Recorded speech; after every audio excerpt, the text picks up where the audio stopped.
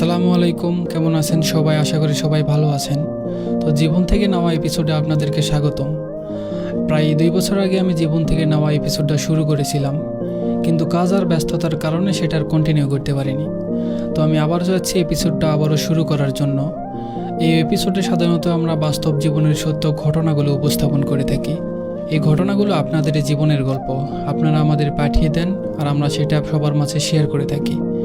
তো আজকেও তেমন একটা গল্প নিয়ে আসছে আপনাদের মাঝে, আশা করি আপনাদের ভালো লাগবে। গল্পটা পাঠিয়েছে মাহমুদা নামের একটা বোন।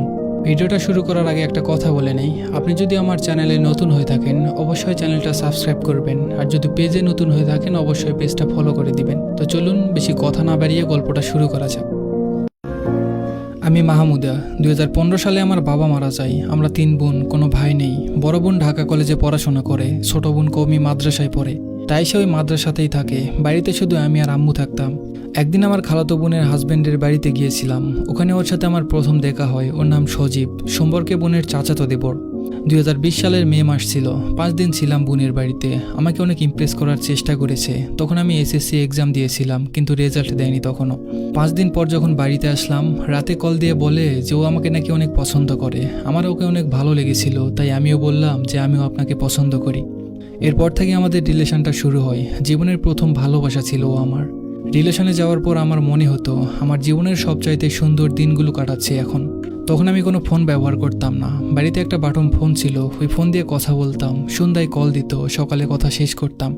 তখন রোজা ছিল, সারা রাত কথা বলতাম। ফজরের আজান দেওয়ার 10 মিনিট আগে তাড়াতাড়ি করে মাকে ডেকে দিতাম সেহেরি খাবার জন্য। এভাবেই কাটছিল দিন। সামনে ঈদ, আমার ছোট বোন বাড়িতে আসে ঈদ করার জন্য। আমি ওর কাছে সজীবের কথা বলি। বোন বুঝতে পারে যে আমি সজীবকে অনেক ভালোবাসি, এই জন্য আর কিছু বলে নাই আমাকে। বড় বোন বাড়িতে ঈদ করতে আসতে পারেনি, তাই ঢাকা ঈদ করেছে। ঈদে আমার খালাতো বোন আর বোনের জামাইকে দাওয়াত করেছিলাম। ঈদের দিন বিকালে আমার খালাতো বোন, বোন জামাই আর সজীব আসে আমাদের বাড়িতে। বাড়িতে আমার 2টা চাচাতো বোন আর ফুফাতো বোন ছিল, আমার জীবনের বেস্ট বান্ধবীও বলা চলে। ওরা সজীবকে দেখার জন্য অন্য রুমে বসেছিল। সন্ধ্যায় সজীব আর আমার বোনেরা চলে যাওয়ার পর আমার 2 বান্ধবী আমাকে মারতে শুরু করে আর বলে যে তুই আজকেই ব্রেকআপ করবি। ওরা নাকি কোনোদিনও সজীবকে দুলাভাই বলে ডাকতে পারবে না। ওরা বলে স্কুল লাইফে পড়ার সময় যত ছেলে আমাকে প্রেমের অফার দিত তাদের সবার থেকে নাকি সজীব দেখতে বাজে। ওই সময় ওদেরকে ফিরিয়ে দিতাম, রাজি হতাম না। এখন এমন একটা ছেলেকে কিভাবে ভালোবাসি? আমি ওদের কথা গায়ে লাগাই না, তারপরেও আমি সজীবকে অনেক ভালোবাসতাম। দিনরাত প্রায় 24 ঘন্টায় ফোনে কথা বলতাম, মাঝে মাঝে দেখাও করতাম। সজীব আমায় অনেক ভালোবাসে, ও আমার কথা সব শুনতো। আমি একটু অসুস্থ হলে ঔষধ নিয়ে আসতো। আমার সাথে প্রতিবার দেখা করার সময় ও গোলাপ নিয়ে আসতো। আমার খুব ভালো লাগতো বিষয়টা। আমার এসএসসির রেজাল্ট শুনেও 4-5 কেজি মিষ্টি নিয়ে আসে। এভাবেই সুন্দরভাবে দিন কাটছিল। একদিন সজীব বলে ও আমার খালাতো বোনকে বলবে আমাকে বিয়ে করার কথা। আমি বললাম যে ঠিক আছে, আমাকে সামনে রেখে বলবে। তো তার কথা মতো আমি আমার বোনের বাড়িতে যাই। খালাতো বোনকে বললাম যে সজীব আমাকে বিয়ে করতে চাই। বোন বলল সজীবকে বল আমার সাথে কথা বলতে। সজীব যখন আমার কথা বোনকে বলতে যাবে, ঠিক তখনই আমার বোন বলে উঠল যে সজীব, মাহমুদার বাবা নেই, ভাই নেই, মা অনেক অসুস্থ। তুমি যদি মাহমুদাকে বিয়ে করতে চাও তাহলে ওর সাথে ভালো মতো কথা বলো। ছোটবেলায় ওর বাবা মারা গেছে, ছোটবেলা থেকেই ওর মা অসুস্থ। ছোট বোনকে দেখতে হয়। মাহমুদাও অনেক কষ্ট করে লেখাপড়া করেছে, অনেক সহজ সরল আর অনেক ভালো একটা মেয়ে। তুমি যদি টাইম পাস করতে চাও তো মজা করার জন্য অনেক মেয়ে আছে, ওর মতো এতিম মেয়ের সাথে মজা করো না। এইসব কথা সজীব শুনে আমার খালাতো বোনের কাছে 7 দিন সময় চায়। 7 দিন পরও জানাবে বিয়ে করবে কিনা। আমি তখন খুব অবাক হলাম, ভয় লাগতে লাগলো। সজীব আমাকে বিয়ে করবে তো? সজীব আমার সব কিছুই জানতো, কিন্তু ওই সময় কেন চাইলেও বুঝতে পারলাম না। আমি বাড়ি চলে আসলাম। তার 7 দিন পর আমার বোন সজীবকে জিজ্ঞেস করে কি করবে। সজীব বলল সে যদি বিয়ে করে তাহলে আমাকেই করবে। আমার খালাতো বোন বলল ঠিক আছে, তাহলে বিয়ের ব্যবস্থা করো। তখন সজীব বলল আমি এখনও কি বিয়ে করতে পারবো না, আমার কয়েক মাস সময় লাগবে। আমি মাহমুদাকে এখন কই রাখবো? আমাদের বাড়ির কাজ চলতেছে, আপনি তো ভালো করেই জানেন। আমার বোন বলে উঠল ঠিক আছে, তাহলে এই কথাই থাকলো। এভাবেই চলছিল, কিন্তু হঠাৎ আমার বড় বোন ঢাকা থেকে বাড়িতে চলে আসে একবারে। 4 বছরের কোর্স ছিল, কলেজ শেষ। বড় বোন শুধু শুধু আমার সাথে ঝগড়া করতো, আমাকে অনেক মারতো। বাড়িতে যেই বাটন ফোন ছিল ওই ফোনটা আমার বড় বোন ভেঙে ফেলেছে। সজীবের সাথে কথা বলতে পারতাম না। সজীব আমার চাচাতো বোনকে কল দিয়ে আমার সাথে 5 মিনিট করে কথা বলতো। একদিন সজীব আমাকে বলল আমার সাথে একটু দেখা করতে পারবে। ওর সাথে দেখা করতে গেলাম, গিয়ে দেখি ও আমার জন্য একটা ফোন কিনে নিয়ে এসেছে। ওর কাছে টাকা ছিল না, তারপরেও কষ্ট করে টাকা জমিয়ে আমার জন্য একটা ফোন কিনে নিয়ে এসেছে। আমার যে কি ভালো লেগেছিল সেদিন আমি তা বোঝাতে পারবো না। তারপরে ওই ফোন দিয়ে আমরা কথা বলতাম। একদিন কি যেন একটা কথাই আমার বড় বোন আমার সাথে অনেক ঝগড়া লেগে যায়। সেদিনও আমায় খুব মেরেছিল। এটা জানার পর আমার খালা আর মামি এসে আমাকে নানার বাড়িতে নিয়ে যায়।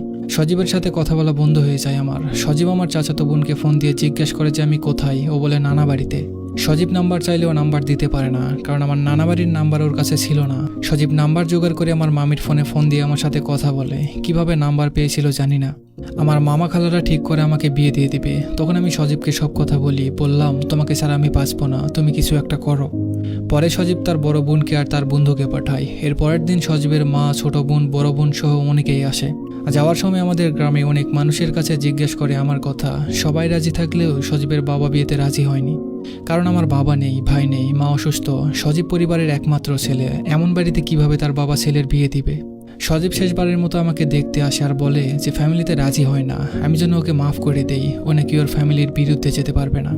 কথাটা শোনার পর যেন ভেতরটা দুমড়ে মুচড়ে যাচ্ছিল। আমি 4 দিন না খেয়েছিলাম, অনেক কান্না করেছি, অনেক কল দিয়েছি ওকে একটু কথা বলার জন্য। আমার বাবার কবরের কাছে গিয়ে অনেক কান্না করেছি। নভেম্বর, ডিসেম্বর, জানুয়ারি 3 মাস চলে গেছে। সজীবের সাথে তেমন কথা হয় না, ও তেমন কথাও বলতে চায় না। 3 মাসে হাতে গোনা কয়েকবার কথা হয়েছে আমাদের। আমি শুধু বলতাম যে আমি তোমাকে অনেক ভালোবাসি, তোমাকে ছাড়া আমি থাকতে পারবো না। সজীব শুধু বলতো আমার কিছু করার নেই। আমি ওর পায়ে পর্যন্ত ধরেছি আর বলেছিলাম যে আমাকে তোমার বাড়িতে কাজের মেয়ের মতো করে রাখো, আমি আর কিছুই চাই না। আমায় তাও রাখেনি। এদিকে আমার বিয়ের জন্য মামা ছেলে দেখতে যায়। মামি বলল ছেলে নাকি নিজের বড় বাড়ি আছে, ব্যাংকে চাকরি করে, ছেলের বাবা নেই। ছেলের 2 ভাই আছে, বউ বাচ্চা নিয়ে 2 ভাই আলাদা থাকে। এদিকে বাড়িতে বড় বোনের যন্ত্রণা, আর আরেকদিকে ভালোবাসার মানুষের প্রতারণা। সব ভুলে নতুন করে বাঁচতে চাইলাম। 2021 সালের জানুয়ারি মাসের 22 তারিখে আমার বিয়ে হয়। বিয়ের দিন সজীবকে কান্না করে বলেছিলাম আজ আমার বিয়ে। ভেবেছিলাম বিয়ের কথা শুনে হয়তো আমাকে হারিয়ে যেতে দিবে না, কিন্তু না, ও বলল বিয়ে করে নাও, সুখে থাকবে। সেদিন আর কিছু বলিনি ওকে। রাতে বিয়ে হলো। সকালে সজীব আমার খালার বাড়িতে গিয়ে কান্না শুরু করে আর বলে মাহমুদাকে এনে দাও। নানা বাড়ি, খালা বাড়ি, জামাইয়ের বাড়ি সব জায়গায় গিয়ে কান্না করতে থাকে। বড় খালার কাছ থেকে নাম্বার নিয়ে ফোন দিত। সেই জন্য বিয়ের পরের দিনই আমার জামাই আমার ফোনটা ভেঙে ফেলে। বিয়ের 2 দিন পর আমার ছোট বোন আর চাচাতো বোন আমাকে দেখতে গিয়েছিল। বিকেলে ওদেরকে গাড়িতে তুলে দিয়ে আমি আর আমার জামাই একটু মার্কেটে যাই। চাচাতো বোনের কাছ থেকে শুনে সজীবও মার্কেটে আসে। আমি সজীবকে দেখে জামাইকে ওয়াশরুমের কথা বলে মার্কেট থেকে বেরিয়ে আসি। সজীব আমার পিছু পিছু আসতে থাকে। আমার সামনে এসে বলে তুমি তাড়াতাড়ি বাইকে ওঠো, আমি তোমাকে নিয়ে যাব। খুব কষ্ট লেগেছিল তখন, দম বন্ধ হয়ে আসছিল। আমি যাকে নিজের থেকেও বেশি ভালোবাসি, ওই মানুষটা আমাকে নিতে এসেছে, কিন্তু আমার যাবার কোনো পথ নেই। তারপরেও আমি বললাম যে কালকে আমি নানা বাড়ি যাব, মামাকে বলবো আমি আর সংসার করব না, পরে তুমি এসে নিয়ে যেও। 3 দিন পর আমাকে নানা বাড়িতে নিয়ে যায়। এই 3 দিনে আমি জানতে পারি আমার স্বামী কোনোদিন স্কুলেও যায়নি। ওর ভাঙা একটা টিনের ঘর, বাথরুম, রান্নাঘর কিছুই নেই, আবার নেশাও করে। রাতে মামা মামির কাছে বললাম আপনারা আমাকে মিথ্যা কথা বলে বিয়ে দিয়েছেন। মামা বলল যখন দেখতে গিয়েছিলাম তখন অন্য একজনের বাড়ি দেখিয়েছে, আর ছেলে নাকি ওই সময় ঢাকায় ছিল। মামাকে বললাম এখন আমি কি করব। তখন মামি বলল যা হবার হয়েছে, মাহমুদা তো মেয়ে মানুষ, ওর জীবন নষ্ট হয়ে যাবে। মামি বলল ছেলেকে বাড়ি, বাথরুম, রান্নাঘর সব আমরা করে দিব, আর ছেলেকে একটা ব্যবসা বা বিদেশে পাঠিয়ে দিব।